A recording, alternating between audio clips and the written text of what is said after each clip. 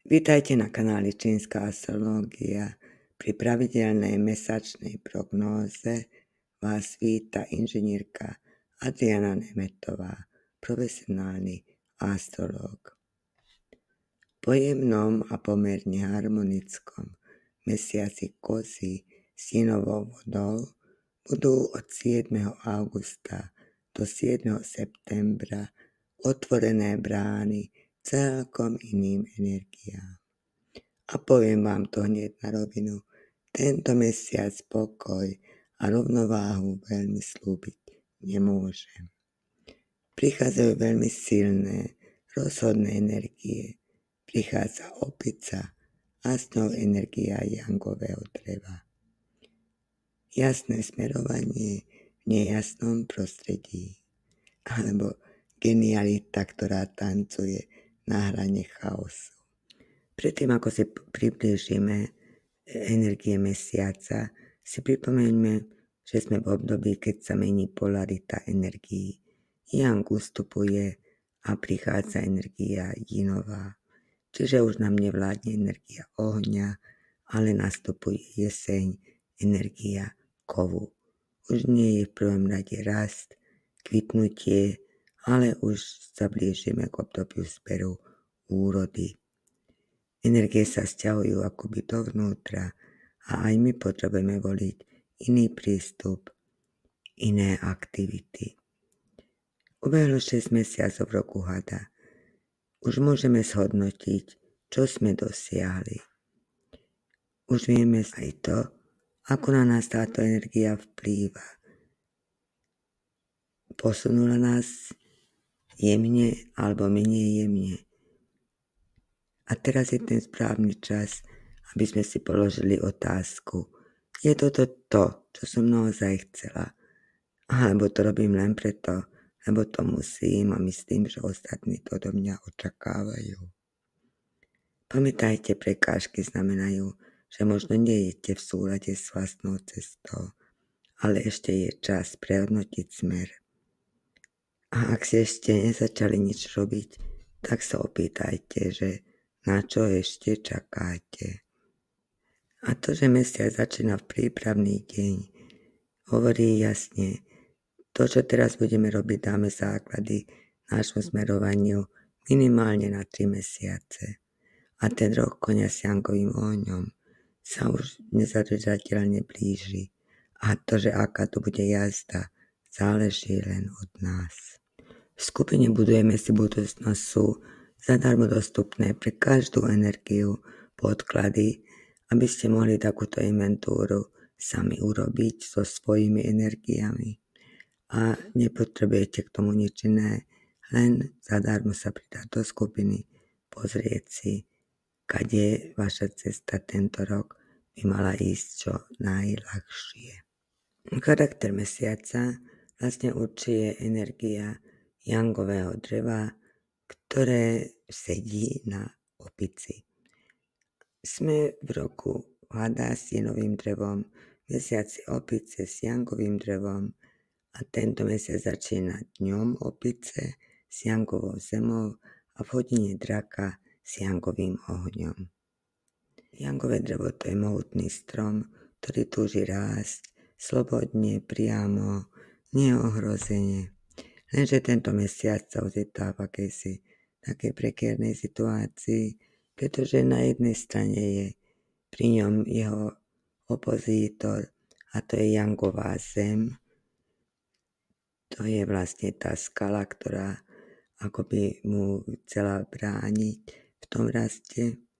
Na druhej strane je Jinové drevo z roku hada, ktorý je zase takzvaný zlodej peňazí a vlastne sedí na opici, ktorá má v ruke akýsi meč, teže jangový kov a hocikedy môže na neho akoby zaútočiť. Takže ak keď to dáme dokopy, tak môžeme si to prečítať asi takto, že OK, môžete rásť, zveľaďovať sa, ale musíte sa spoľahnúť len sami na seba. Nemôžete počítať so žiadnou vonkajšou oporou. Neverte sľubom, len sami sebe. No a zároveň platí, že tvoja sila nesmie zraniť, pretože Jangový kov preveruje tvoju etiku, presadiť sa áno, ale v súlade so svetskými aj vesmírnymi zákonmi. Čiže ostrie nemôžeš používať ako zbraň, ale ako nástroj pre jasnosť. Je to akási skúška čistoty, slov, činov, ale aj zámerov, no a ubližiť nesmieš ani sám sebe. No a do tretice teda musíš zvážiť, s kým vlastne budeš súťažiť, pretože musíš zachovať akúsi rovnováhu zdrojov, nesmieš veľa míňať, ani veľa šetriť a súčasne by si ani vlastne nemal robiť sám, ale vedieť sa podeliť o svoj profit s niekým iným.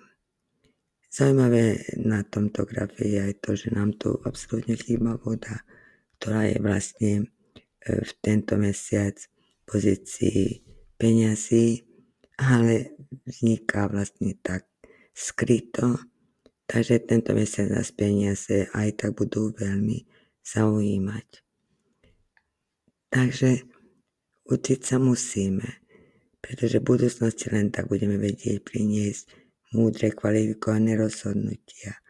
No a to, že vlastne sedíme na tej opici, ktorá nám doniesla akúsi neistotu v tom, že má v sebe tú Jangový kov, že je taká neposedná, tie energie rozprúdi. Čiže ten náš základ je akýsi nestabilný, musí byť neustále v strehu. A dokonca tu máme aj 2 opice. No ale opica je práve tá genialita, ktorá takýto gordický úzol vie rozlúsknuť. A tento mesiac vlastne každý si môže vziať z energie tejto opice to, čo bude potrebovať. Pretože opica, to je taký kozmický alchymista. Ona spája inteligenciu, humor, ambície do takej sily, ktorú skrotiť veľmi ťažko. Možno niekedy sa zdá byť naivná, ale určite využije každú príležitosť k získavaniu profitu. No ale tento mesiac musíme dávať pozor, pretože nie každá opica bude musieť sa prezentovať na tých vyšších frekvenciách, takže sa budú snažiť získavať profit veru aj nečestným spôsobom, takže musíme byť skutočne neustále v strehu. No ale pocítili ste niekedy, že vaše nápady sú až príliš odvážne a že ste krok pred ostatnými a zároveň vás nikto neberie vážne. Tak to je opica. Pretože opica skutočne je 10 krokov pred ostatnými. Keď ostatní váhajú, opica koná. Keď sa ostatní prispôsobia, opica naruší. A ich najväčšia sila je v mentálnej obratnosti. Oni sú schopní premeniť neúspech na odrazový mostík. A za ich intelektom je ďalšia sila, a to je sociálny magnetizmus. Sú rodení zabávači, majstri komunikácie a skutočne sa im v dynamickom prostredí veľmi darí.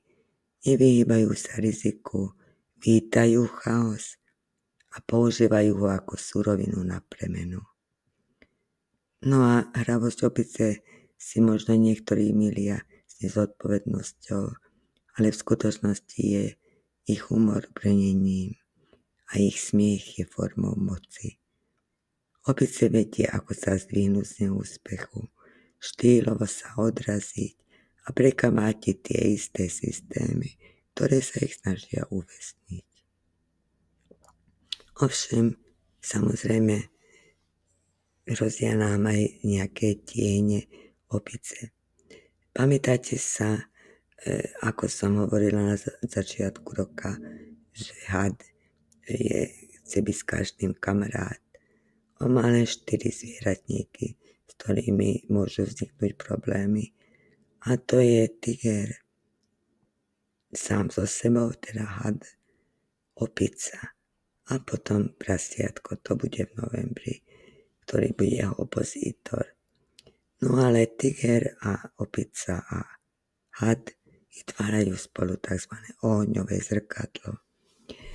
Pozrite si video z februára, keď bol mesiac tigra a vlastne toto ohňové zrkadlo sa teraz aktivizuje a výsledok bude mentálna citlivosť. Každý bude mentálne citlivejší. To si musíme uvedomiť, pretože každé slovo sa počíta. Aj to, čo nevypovieme, si možno niekto skúsi domyslieť, no a bohužiaľ nie vždy správne. To je, ako keby to 100-dielného puzzle obrázku mal len 10 kusov, ale chcel zložiť celý obrázok. Takže často môžu prísť aj medzi blízkymi ľuďmi rôzne napätia, nedorozumenia. Dávame si preto pozor na slova, na reakcie, na domnienky, lebo ohňové zrkadlo skutočne neodpúšťa nezvedomnelé reakcie.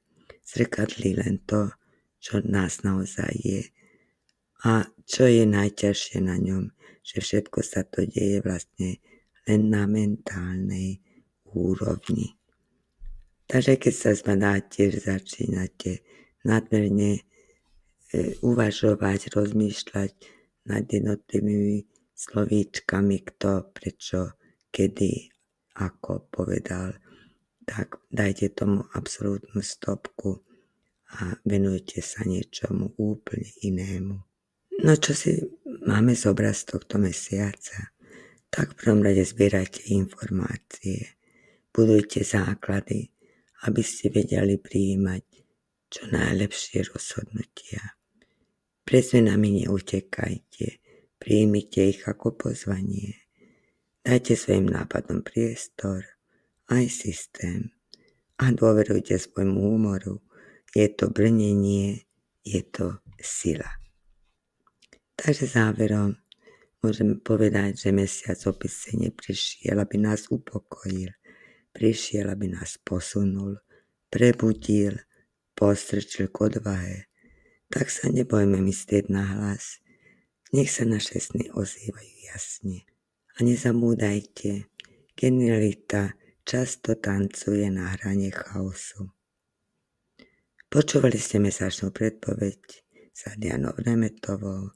Ak vás energie inšpirovali, zdieľajte epizódu ďalej. Keď vás zaujíma vaša vlastná osobná inventúra energií, pripojte sa do skupiny Budujeme si budúcnosť zadarmo a užite si, spravte akúsi vlastnú mesačnú reflexiu. A v septembri sa počujeme opäť. Dovtedy buďte svetlom tam, kde ostatní tápajú. Prajem vám príjemný mesiac august.